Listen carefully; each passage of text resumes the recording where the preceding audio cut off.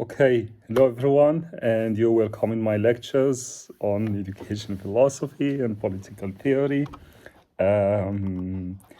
This is my first video, as you will see, but hopefully it's not the last one. I mean, it depends on how this goes on.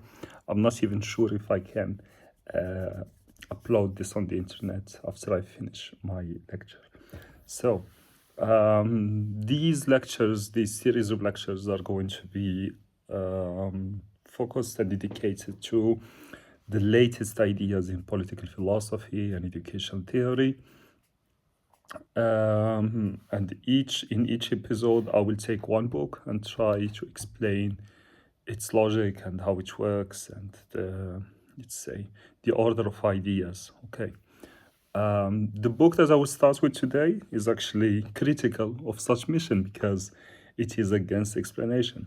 So it's the famous Le Maître Ignorant, or the Ignorant Schoolmaster by Jacques Rancière, which was published in 1987. And this book that has 5 chapters. Today I will just look at its first chapter. The first chapter itself might sound a bit confusing.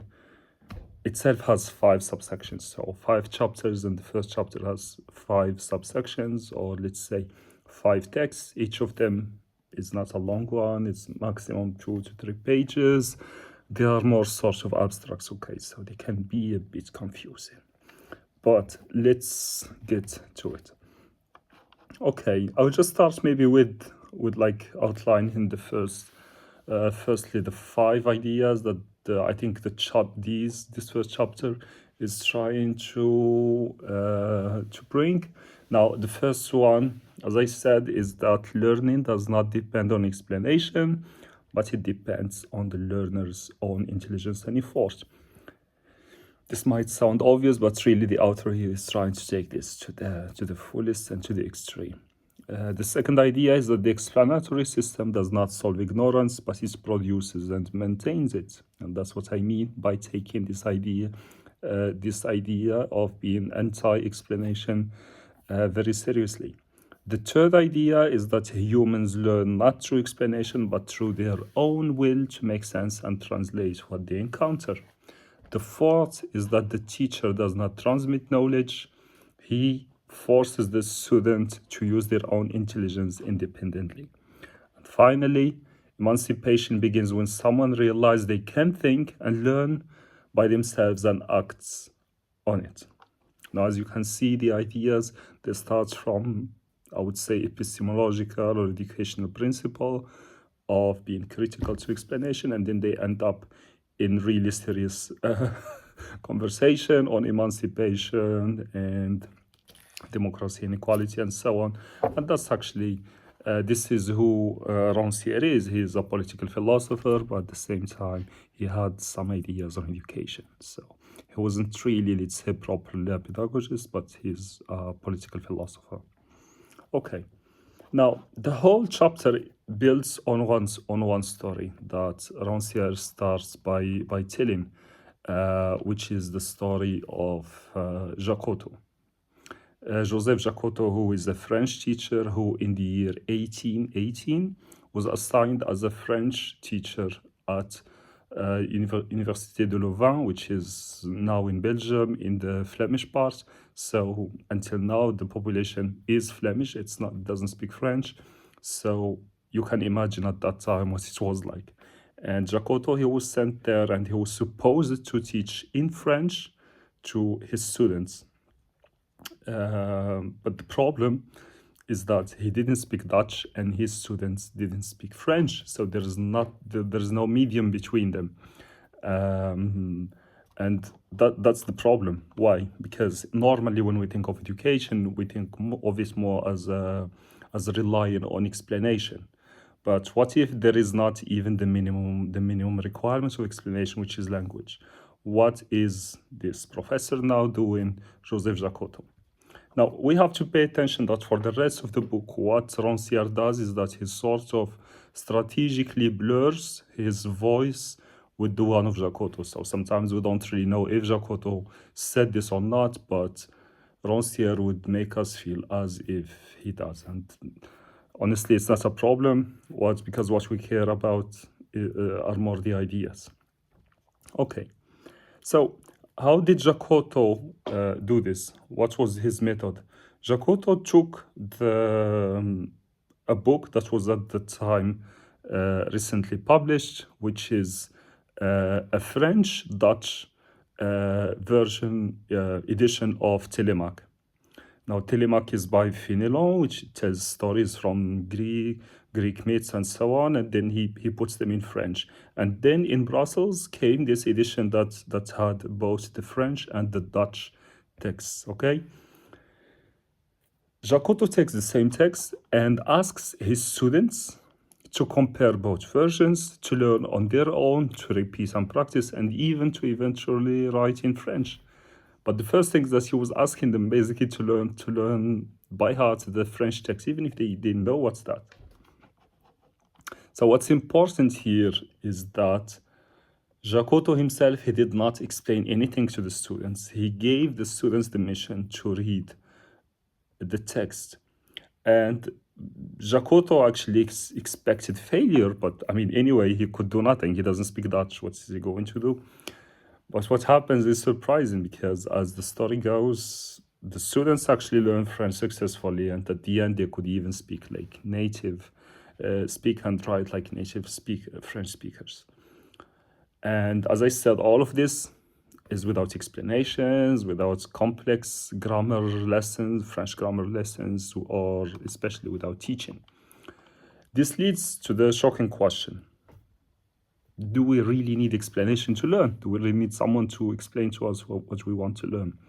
Now, the question is important because at the time of Jacoto, and of course even now, the traditional model of education relies on the idea that the teacher explains, and that knowledge goes from the teacher to the student, and that learning happens step by step. So we would go from simple elements to a complex one, which, if you think about it, is the basic idea of enlightenment and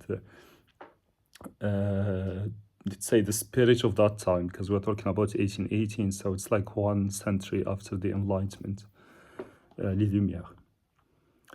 So what we learn from this story is that students, they do not need guidance because they are ignorant. What the experiment suggests here is that it's something more radical, which is that students can learn by themselves. They figured out grammar, they built sentences, they improved over time. Therefore, here comes the crucial idea of let's say, the first crucial idea in the book, which is that explanation might not be necessary. And Jacoto, and in the case of Jacoto, he starts wondering, are explanations actually useful, or do they create dependency? And that's important. Let's focus on dependency. In traditional education assumes that students are inferior and consequently makes them dependent on the teacher. But in this case, what happens is that students, they learn without explanation. And if students learn without explanation, then what is the role of the teacher? The whole and the rest of the book will be actually about this idea. And in the second chapter, what we have is that Rancière moves to this from this surprising experiment to an entire critique of the education system. And the core of the critique is a critique of explanation itself. The second text of the book, the second text of the first chapter, will focus on this. And the name of the text is, for people who want to go back to the text, and I really hope you do, is L'ordre explicateur for French readers, and in English is the explanatory order. In the explanatory system, the explanatory system is the one that we take well for granted, and which is that to learn means to be explained to. Such system assumes that students cannot understand by themselves, that a teacher must explain, and that understanding comes after explanation, not before, and especially understanding can only happen thanks to explanation. Rancière would take this idea even further, and he would say that the whole social system is built on such principle. And to make, therefore, this order of explanation crack, Rancière raises a simple question. If a book already explains itself by giving its arguments, examples, illustrations, and so on, then why would we need a teacher to explain the explanation? And then if the student doesn't understand the teacher, do we need another explanation of the explanation? Like, which seems a bit weird, but actually, if you think about it, that's what happens most of the time. You find the book, then you have the explanation of the book, then explanation of the explanation, and this keeps going like this. And that's what Rancière says. He says that this leads to an infinite regress. Explanation has no natural stopping point. What stops the explanation, so we say, oh, the student learns, is purely authority. It is when the teacher decides and says, now you understand. That's when we know that we need no more explanation.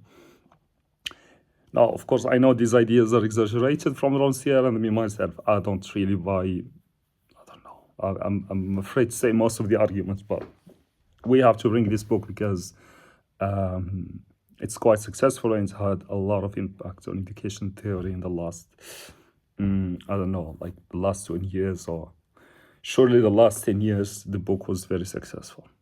So, back to our idea. So the teacher is not just explaining the content, but because they can decide when the learning happened, so when the explanation finished, they can also control when learning starts, what counts as understanding, and how far the student and how far is the student from knowledge.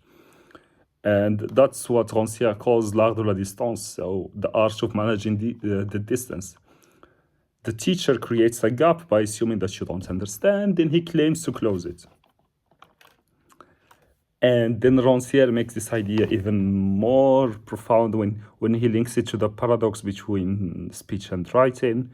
And here he says something I find a bit strange, which is that books are clear, stable, and permanent. And a teacher's speech is temporary and it disappears. Yet we assume that speech explains better than the book. Why? So the speech by that, of course, he refers more here to explanation. So to repeat, so the book is clear, stable, and permanent. It's there, it has its own argument, you can read it. And then the teacher is temporary and disappears, like the teacher's speech is temporary and disappears. And that's the explanation order. And yet what we assume is that actually the speech is better than the book. And if you ask why, Rancière actually finds no answer. Instead, he argues that it comes from authority. There's no logic to this. And then the Rancière moves to another argument, which is that if you look at it, actually, students, as kids, they learn way more before they go to school than after they go to school. Before going to school, they learn even language, without explanations, without grammar lessons, without teachers. How they do that? By imitating, trying, failing, correcting themselves, and so on. And the result is that they master really complex things before going to school. And then school begins at the age of schooling and something breaks. Suddenly students are told you cannot understand on your own, and the new rule appears, which is you need explanations, teachers, and a method. And for Rancière, this is not natural. This is imposed, as I said. There's no logic to it. It's more a question of authority. So such incapacity of the students that they cannot, of kids that they cannot learn by themselves is something that for Rancière is invented. And why I think the most important idea of the book is this, is that explanation does not solve incapacity, it creates it. Okay? Which means that the system first says you are incapable, then it offers, okay, I will help you to do it. So that's it. So it shows you this. And therefore the student becomes dependent. For this reason, explanation is a myth of pedagogy. That's the myth of pedagogy that it starts with, which is this one of the need for explanation. And this myth of pedagogy, if you look at it, actually divides people into groups, let's say humanity in general. So those with the inferior intelligence and those with the superior one. Those with an inferior intelligence, they rely on suggesting, imitating, they are practical, and this is generally, as you know, associated with children, or if you look at the political level, not only children, but the people in general. And then comes the superior intelligence, which is this time not about guessing or imitating as practical, but on the opposite, it's actually about being rational, methodological, abstract, and it's associated this time not with children, but with teachers, and it's not with the people, it's with elites. So from this, we can see that the book's work also has a political dimension, which becomes clearer when Rancière goes on, even to another idea that builds basically about this distinction between higher and between inferior and superior intelligence.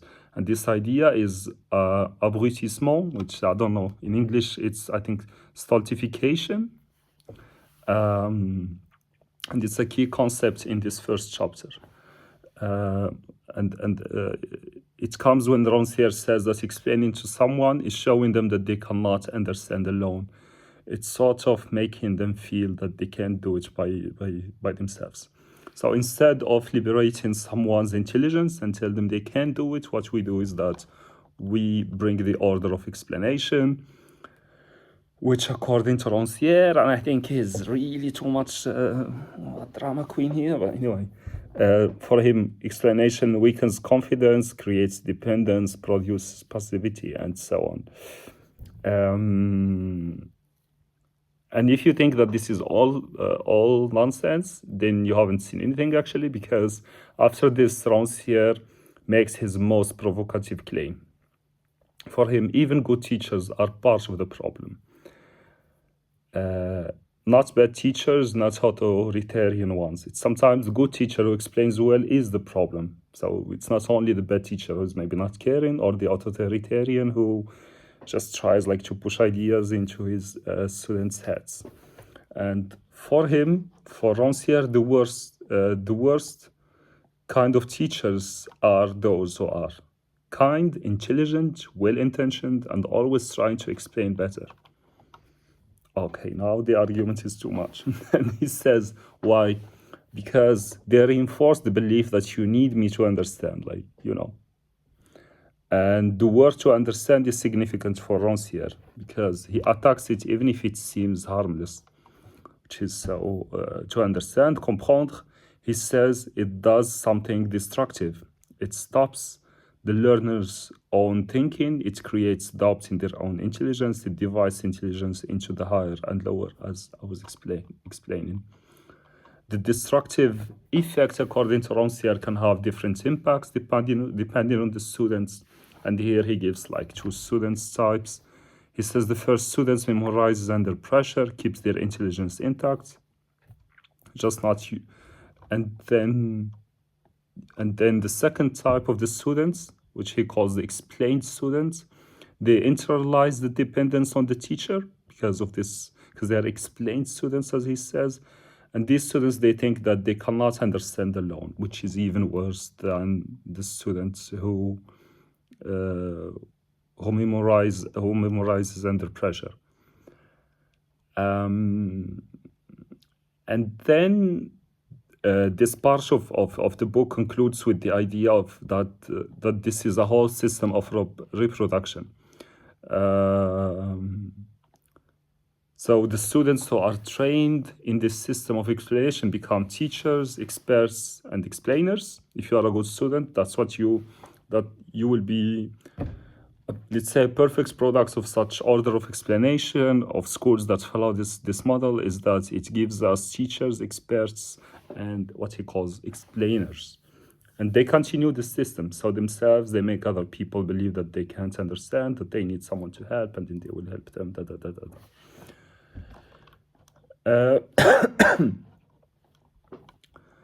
And by creating such product, the system itself sustains itself. And then the book goes to another idea, which is important, and that tries to challenge, which is trying to challenge let's say four kind of ideas and systems. The first one is traditional pedagogy, and even Enlightenment ideas of progress, meritocracy, and even parts of critical education. What the book suggests is that inequality is not reduced by education, but produced by structure. So as I said, these meritocracy and critical pedagogy, Enlightenment ideas of progress, they are not really fighting inequality, as the argument will go now, but actually it reproduces its same structure. Okay, so I just had a break of 30 seconds to see what's coming now. I'm not at all prepared for this video. I'm just like reading the points that I have taken from the book. Yeah, so the book, after talking, I think that this idea of inequality and how actually critical pedagogies, even if they are well-intentioned, what happens is that they reproduce it. I think it will come back later. So let me for now get back to the experiment of Jacoto and why for Rancière it works. Okay, let's look at the very much experiment. So Jacoto follows, for Rancière, Jacoto follows a simple principle, which starts from facts, not from theories. Okay, what does that mean? The fact here, which is undeniable, is that students learned French without explanation, without teaching. So the usual theory, which is you need explanation, must be wrong. But what actually happened in the learning process? Now the students, what they had a book, as I said, of Télémaque, written by Fénelon. They had a translation, French-Dutch, and most importantly, and that's what's most important, is that they had their will to learn.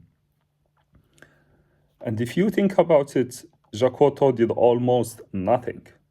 No teaching, no guiding, no structuring.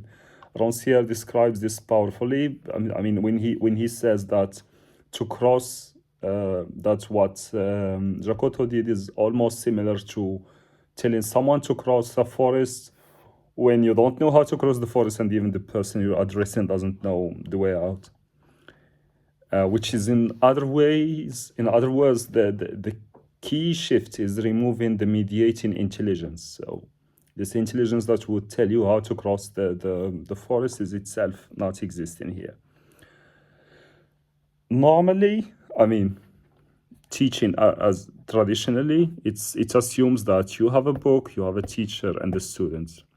And the teacher translates knowledge. So instead of having only two variables, the students and the book, you have the teacher as a mediator. But here what happens is that you have the book and then you have the students directly. And the teacher disappears as a necessary link. The teacher is no more needed. And something important happens. The distance between knowledge and the learner disappears. The distance is what earlier created the dependence that we said between the student and the learner. It is from this that Jacoto will later conclude that all intelligence are of the same nature. That's an important principle here. All intelligence are of the same nature. We are all equal in intelligence. Let's forget about IQ and all of that, according to the book, and I kind of agree with that. But so we might not be all equal in knowledge. We may not all speak all many languages or know capital cities of countries and so on, but for sure we are equal in our capacity of intelligence.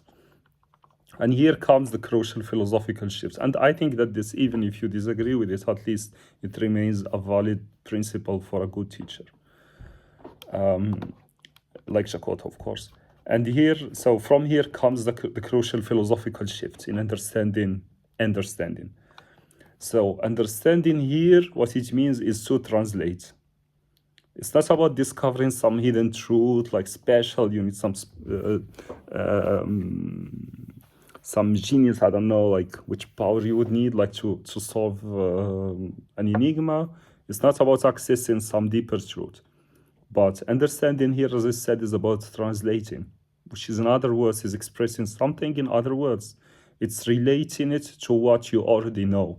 You put it into your own language. That's what translation is. And that's now the real meaning of understanding. And why the teacher is not important here? Because what Rancière assumes is that there is no secret behind the text. There is no hidden depth, there is no master explanation or superior language. Therefore, why need a teacher to give me access to the content of the book? Moreover, Rancière rejects a key assumption. There is no special language that explains other languages. In other words, a teacher does not possess a superior meta-language. There is no ultimate explanation behind the words. Texts are enough. If you have the book, then you have everything. You don't need to go through, a mediatory, let's say, explanation and all those kinds of tutoring and so on. According to Rancière, again, not me. And then Rancière also brings an important point as he asks why the book of Telemaque works. Why Jacoto had really a good decision by taking Telemaque, not another book. I don't know. I'm sure there was I can at least, I'm sure there were many books, but for sure there was, I would say, a French-Dutch version, for example, for the Bible. But he didn't choose that, he chose Telemaque. Why? Because for Rancière, this book, Les Aventures de Telemaque, The Adventures of Telemaque, written by François Fénelon, is not just a random book. Rancière says that Fénelon himself was already translating, like the book itself. Because some people, they would think, well, Telemaque, this is like a book from, I don't know, the Greek times or so on. No, actually, it is a book where Fénelon translates Greek myths, Latin literature, so Virgil and all of that, and then he puts them into political ideas. So it's basically telling what he couldn't, or what of political ideas into language of myths, or maybe things he could anyway say, but he thought it's better to have them in the style of stories. So learning through translation. So by giving the students this book of Fénelon, to these Dutch students, and then asking them to translate into their language, and between French and Dutch, actually they are translating already a translation of other translations. So that's a bit funny. So learning is the same process, and then the book goes to the idea that learning is the same process as childhood. And in this section, basically the book again talks about the same topic, that students learned French the same way that children learn a language, which is observing, repeating, guessing, correcting. So basically what I was saying before, that sometimes it's not really needing a method, but just by this everyday trying and so on, and which, like, the right word for it in French is devinette, which you could say guessing. But this guessing, if you think about it, like, it's more seen as a bad thing. Like, we should be more methodological rather than have this, learning by mistakes and so on of everyday life. And Rancière asks, what if this is actually the true form of intelligence? Because in traditional pedagogy, as I said, guessing is, we look at it as more primitive and inferior. Rancière says that actually guessing is the active intelligence, because it is about searching, connecting, testing, and so on. It's not random, it is directed by intention. And the key idea here is that humans are beings of speech. The learner is not a passive receiver, an animal, so that's bumping into reality, but instead someone that responds to language and that tries to answer another human being and so on. Learning in this sense becomes relational, not mechanical. It would be more mechanical and methodological if we could expect what is there in life, but because we don't, learning itself becomes something more about divinity, about guessing, and dealing with the surprises of life. And then the book goes through this controversial part in which it says that equality, in which it says that in traditional school, the goal is that, so we have inequality, then using education, we will have equality. So education is a means like for social mobility and so on to have an equal society. But for Jacoto, and here the voice is blurred to be also, for Rancière, and then the voice is blurred to include also Jacoto. Equality is actually when learning happens. So students, they approach the text as equals, this book of Telemaque, not as inferiors being tested. And the second secret that Rancière talks about is the will, which is in the last, I think, section of this chapter, which is le hasard et la volonté. For Rancière, there are two forces. There is chance, and then there is will. Chance is about the situation that forced Jacoto not to explain, and the will is about students that wanted to learn, and they persisted. And the result is that learning happened without a pedagogy. So this was the fourth part of the first chapter, not the fifth. The fifth will come later. Why did Jacoto believe that such method would work? A good hypothesis that Rancière puts is that Jacoto, because he had other jobs before being a teacher in Leuven, and what he noticed in these different jobs is that he saw, for example, that soldiers, they became skilled quickly, and that workers, they learned complex chemistry, that students, they become really good mathematicians. And all of this happened, he saw this happening actually, not through explanation, but through necessity and urgency. It's like for soldiers. And also through practice. And from this, Rancière says that maybe Jacoto concluded that what happened once is always possible. What happened once, so with these stories, is always possible, like to happen to other students. And he also asks, what if it is a general truth about human intelligence, that we could go without explanation? And from this comes this core idea of equality that I just mentioned, and then I had I had a mess in my idea, so I kept it for later. What happens, but I can't edit because I don't know how. So that's when he talks about the method of will.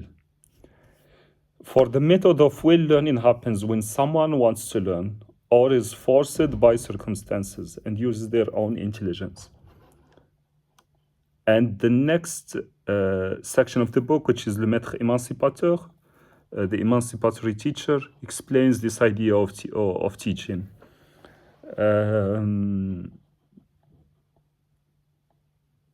So what he says is that to explain is that,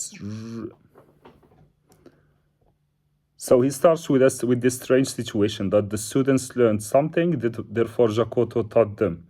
But what happened in reality is that he did not explain anything. He did not transmit knowledge. So what does it mean to teach? Okay. What does it mean to teach if one doesn't explain? And as you know, explanation is the core of teaching as we look at it. Rancière separates here two things that are usually fused. And here I had a difficulty to understand this part of the text. So for him,